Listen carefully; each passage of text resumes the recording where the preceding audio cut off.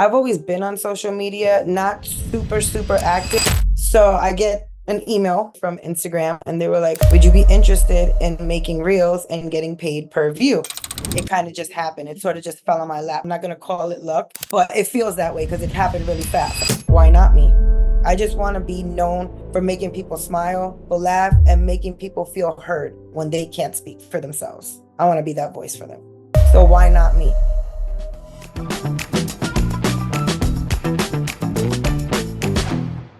Welcome to our Afluencer podcast, where we talk all things micro influencers, creators, especially with respect to small business and e-commerce stores. Today, we have an influencer that we're going to feature. We have Jaclyn Santos, a New York City-based lifestyle influencer and digital creator. Jaclyn specializes in all things health, food, fashion, decor, and beauty. Lots of different interests and focuses. Looking forward to the conversation. Jaclyn, welcome. Thanks for coming on.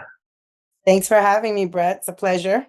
Awesome. Yeah, great to meet you. Great to chat with you. Let's start off, Jaclyn. Can you tell us a little bit about yourself and your journey into becoming a prominent figure in the influencer marketing space? Absolutely. Okay, so I'm Jaclyn. I'm from Brooklyn, New York, born and raised. I'm a mom, a wife. I work full-time at the fire department, but I'm currently on childcare leave with my 2-year-old. So that's kind of where the content creator journey comes into play. So I'm on leave till 2026 from 2021. So almost 5 years.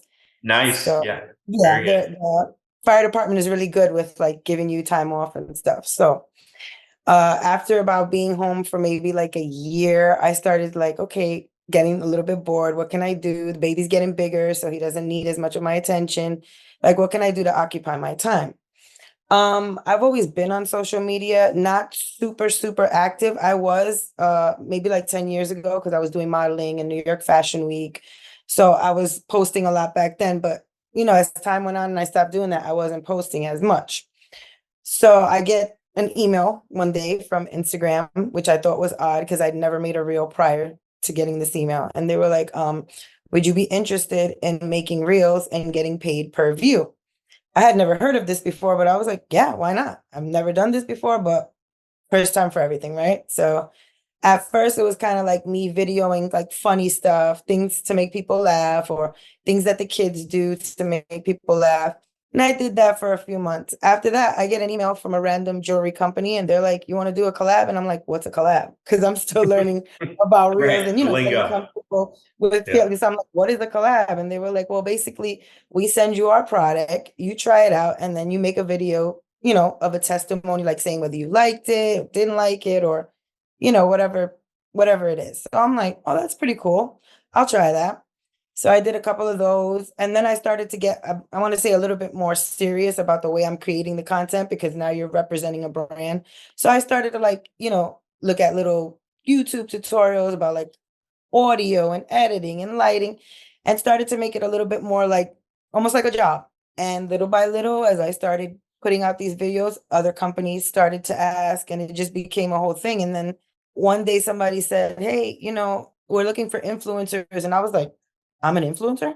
Like, what? And they were like, yeah, you have a really good vibe and the aesthetic of your page is amazing. And we really want to work with you.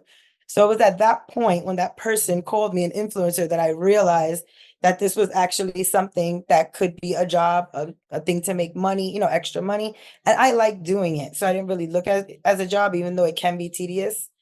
But I just, it kind of took off, honestly speaking, without me even really putting it out there that that's what I wanted. It kind of just happened. It sort of just fell on my lap. I want to call it good luck, but at the same time, I did put in the work as far as creating the video. So I'm not going to call it luck, but it feels that way because it happened really fast. I just started doing this 18 months ago. So Oh, within a that's span, excellent. yeah. So within a span of a year and a half, a lot has happened for me, like way more than I could have ever imagined. How'd you build such a, I guess, loyal and active following so quickly? Did you find that the videos or the reels were that was the type of content that resonated and then helped you kind of spread the word of Jaclyn around, if you will, I guess, where you're able to build your following faster or as fast as you did with the Yeah, I reels? Or think. what are some of the secrets there that you found? Well, I noticed that consistency is key. Like they want to show, they want you have to do something that's going to captivate them. So in other words, like trying to make content that everybody likes, content that people can relate to, and be like, hey, I go through that, or that's happened to me before. And I think just being genuine and doing things like that is what helped me create a following, and just being relatable. Did you what'd you look in terms of inspiration for your content? Obviously, I'm sure early on, your baby's always a source of potential subject matter there. Did you go that route, or eventually I noticed you branched off into home decor, all the different kind of hats that you wear. What was your guiding sort of inspiration in terms of the type of content that you've been creating? Okay, so when I first started doing it, it was more for laughs. As I got more serious about it, I'm like, okay, I got to pick a niche because everyone has one. You got beauty influencers, fashion, music. So I'm like, okay, we got to sit here and pick a niche. But at the same time, I wanted to do a little bit of everything because that's who I am naturally. So after doing some research, I figured the best thing for me to do would be lifestyle, because it's everything that you do in your daily life, places you go, people you see, things you do. And this aligns with who I am. I'm a very active person. I have a lot of children at home. We do things. So the best bet for me was to just run with who I actually am, which is, a mom, a wife, I wear a lot of hats. So I just figured lifestyle would be the best way to show all the hats that I wear. And that's why you can see me one day at a fashion week event. The next day I am cooking. The next day I'm doing beauty, because that's all a part of my life. And I'm not focused on just one thing in particular. Yeah, that's very cool. And as new as it is to you, Jaclyn, I know it's for the brands that we deal with, it's new to them also, because they'll be showing me the type of maybe a home product or something that would look awesome in a Brooklyn apartment, right? And that's where I say, hey, lifestyle, right? That's where you need to connect with the influencers and creators who are there, the people like Jaclyn. So from your perspective, that's awesome backstory in terms of the jewelry company. I'm sure that was pretty thrilling when they're contacting you, asking for the collab. And honestly, the collab's a pretty new word anyway, so it's kind of a new term and all that stuff. What do you look for in terms of collabs and brands that you work with now? Are you approaching them? Are they approaching you? What's your approach to these collabs and sponsorships and all that stuff? Okay, so at this moment, it's going both ways. A lot of times they approach me, but sometimes I approach them. If there's a brand that I really want to work with, then I will DM or email them if I have their PR email. The reason I do that is because right now the social media market is saturated with influencers of all kinds.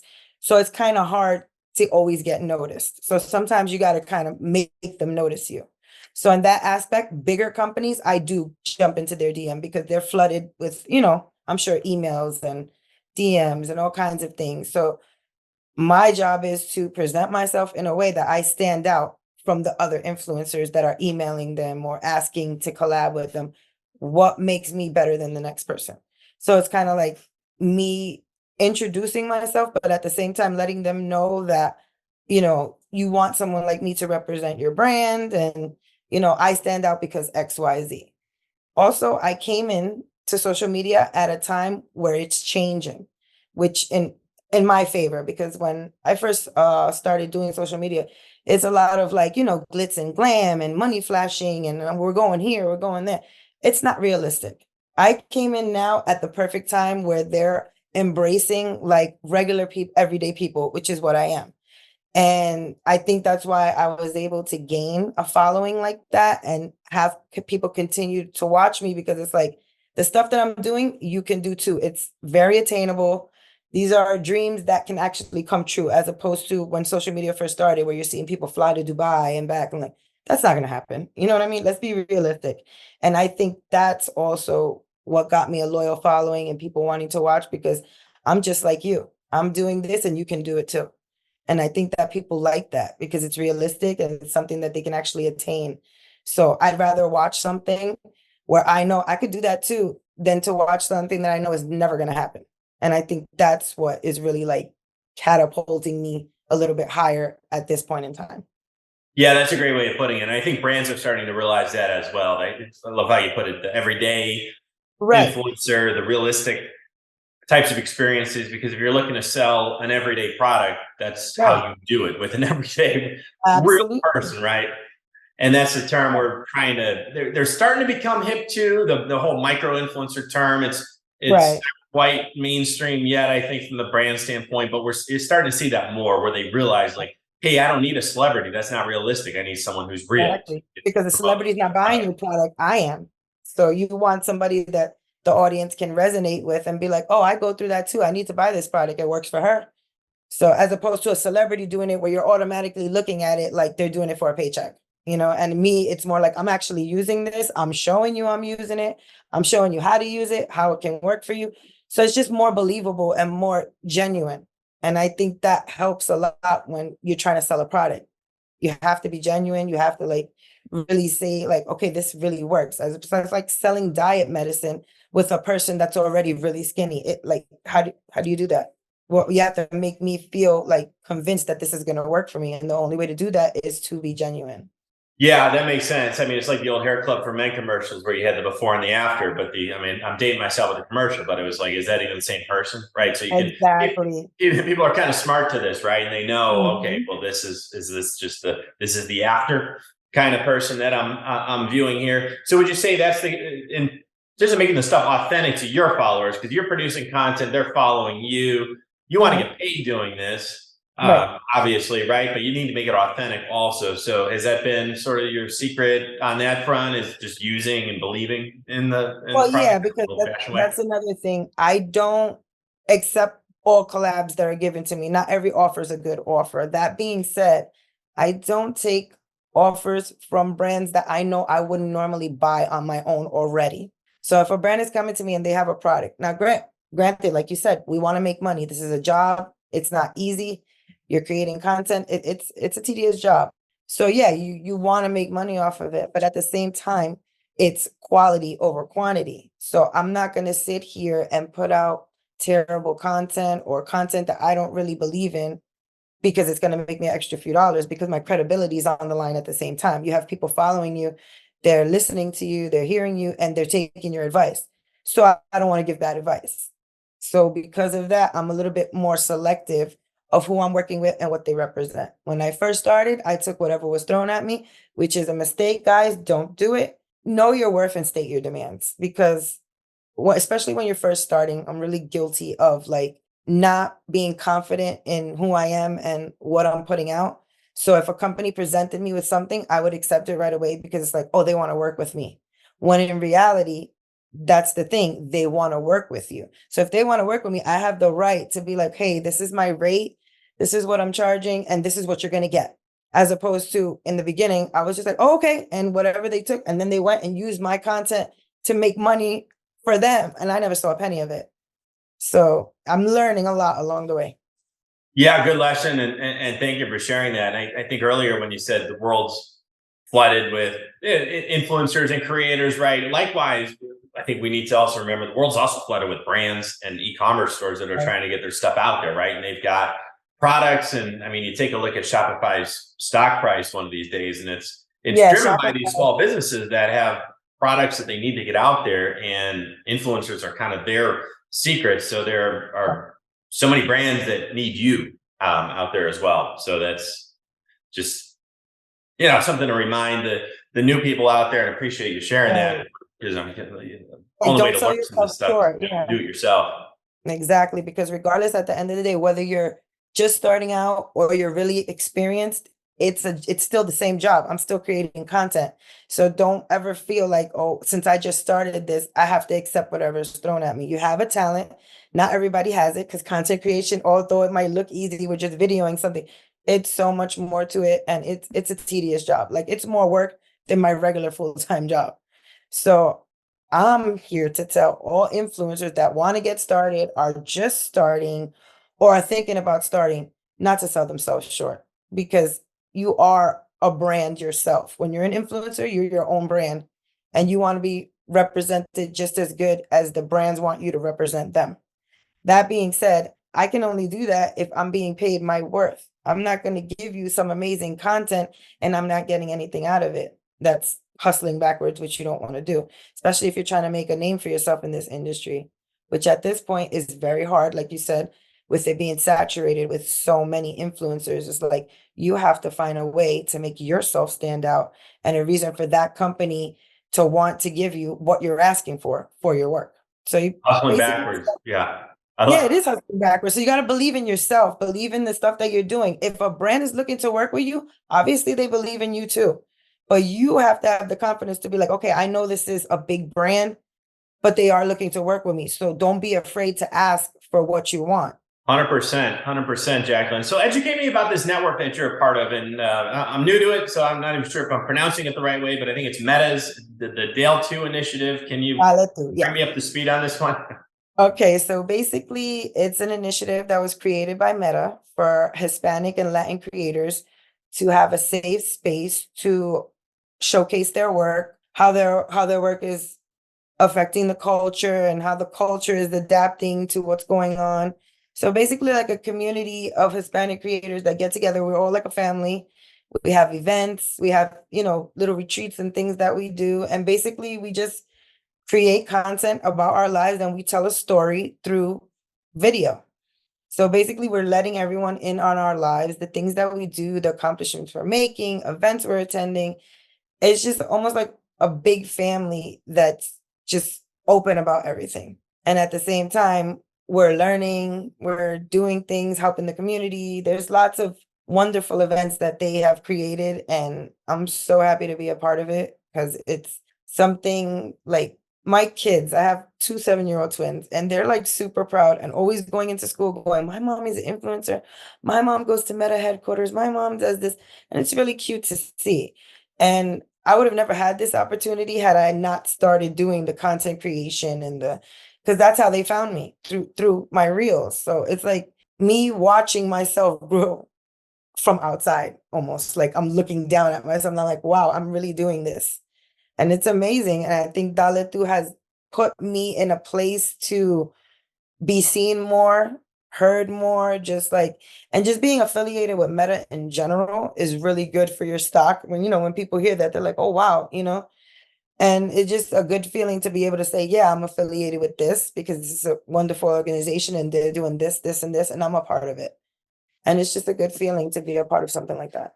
That's awesome. That's awesome. Something that's really cool that you're, like you said, you got to put yourself out there to be kind of handpicked or chosen for Delhi too, right? So it's the argument for having your own brand, like you were saying. You've got your own brand out there, and then Meta finds you. I mean, that's one of those you can knock on Meta's Exactly. door virtually, right? You'll never get a hold of someone there, but they come find That's you. why sometimes I look at it as luck, even though I know it's not.